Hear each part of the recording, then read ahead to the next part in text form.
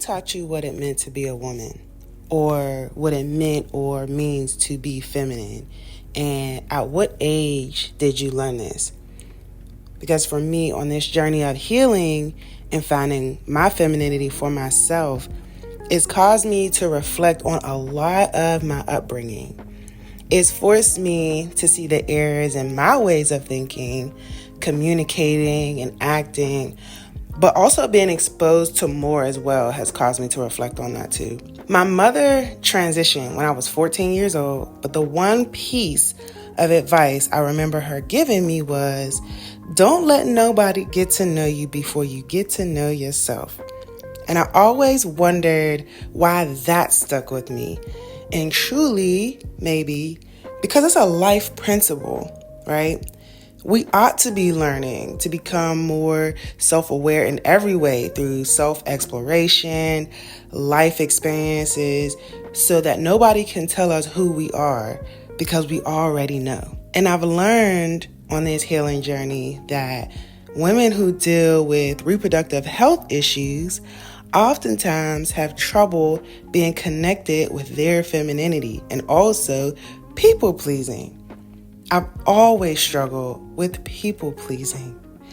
People pleasing comes from wanting to be validated by something or somebody outside of yourself and not trusting yourself.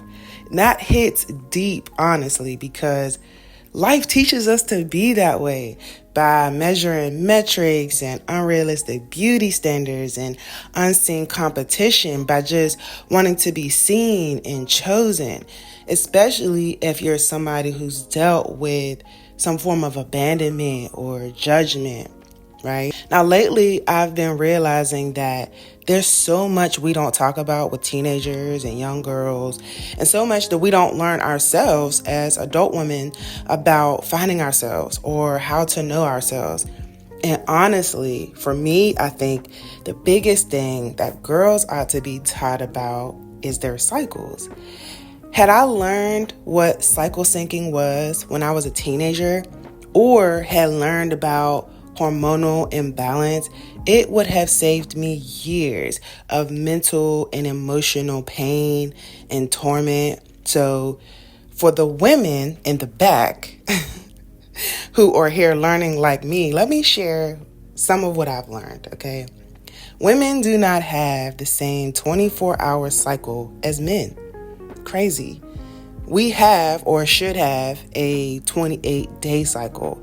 And if it's longer or shorter, then you may have, or probably do have, a hormonal imbalance. That's what causes it to be off. We have 4 phases in our cycles, okay? Stick with me. We have our menstrual, follicular, and ovulatory, and luteal. Now, our energy levels are also different during each phase. And there are also certain foods we should eat more of in each phase. In our menstrual phase, our winter, okay, we should be resting more, not doing intense workouts, maybe just some yoga, dancing, eating things high in iron and magnesium. Since we lose a lot of blood, we should be eating a lot of anti-inflammatory foods and hydrating foods like cucumbers, grapes, watermelons, things like that. Then in our follicular phase, which is our spring, when estrogen is increasing and we're getting more energy, that's around like a couple weeks. We eat a lot of healthy fats like avocados, eat a lot of green leafy vegetables like kale and spinach. Then our ovulatory phase, which only lasts for a few days when the egg is coming, that's when we are our most confident and social, and that's our summer, all right? That's when we are physically the most attractive. Then our luteal phase is when most women start feeling crazy a little bit, because then estrogen starts dropping. You might deal with PMS or PMDD, and you start feeling a little more withdrawn or emotional. Now, during this time is when a lot of women start having issues with like cravings and mood swings. So you want to make sure that you're eating a lot of magnesium-rich foods and vitamin B. That'll help with your mood food and limit things like caffeine, alcohol, sugar, and processed foods, because that's what makes our periods worse. And make sure that you're using the bathroom very frequently, all right?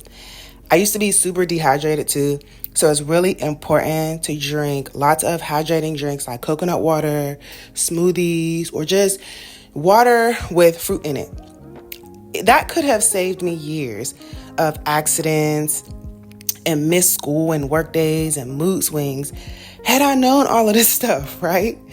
I used to pop laxatives like they were candy. There was obviously something wrong with that. But when you have doctors who won't educate you or don't educate you because maybe they're not educated themselves, but also don't listen to you, who do you turn to for education and awareness? This is why we have to arm ourselves with awareness to teach others and teach ourselves and teach our younger generation, because these womb issues are becoming more problematic earlier and earlier. And I truly didn't learn about like menstrual hygiene until later in my teens. And our young girls deserve better. We deserved better. I actually reached out to the elder women in my family to start having these discussions to see how they learned and what they learned. And they said that nobody really taught them either, or that they learned from a man. And I could honestly say that my husband helped me to start feeling more comfortable with my cycle and less shameful and embarrassed, interestingly enough. Years ago, when we first started dating, I had an accident and I was so ashamed, y'all. But he was just so cool about it. Like, it was just normal. Having a period was just so normal to him. And I'm like, wait, I don't even feel like that about myself, you know? But we truly ought to be having these conversations more with other women and having these conversations out loud, like not making our menstrual health taboo. Menstrual health and hygiene education is crucial for personal development and self-care and for self-esteem in women. We have to learn that there is nothing to be ashamed of when it comes to our cycles. Nothing at all.